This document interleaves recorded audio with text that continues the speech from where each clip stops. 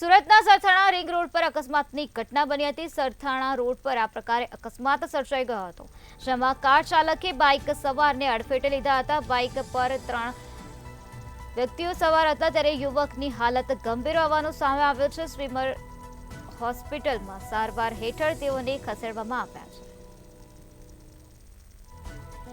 સુરતના Sarthana ring road પરનો આ બનાવ પ્રકાશમાં આવ્યો છે, જ્યાં અકસ્માતની ઘટના સામે આવી છે। કાર ચાલકે બાઇક પર સવારની અડફેટે લીધા હતા, ત્યારે બાઇક પર 3 શખ્સ સવાર હતા, ત્યારે યુવકની હાલત ગંભીર હોવાનું સામે આવ્યું છે। ત્યારે સ્વિમર હોસ્પિટલમાં તેઓને સારવાર અર્થે ખસેડવામાં આવ્યા છે।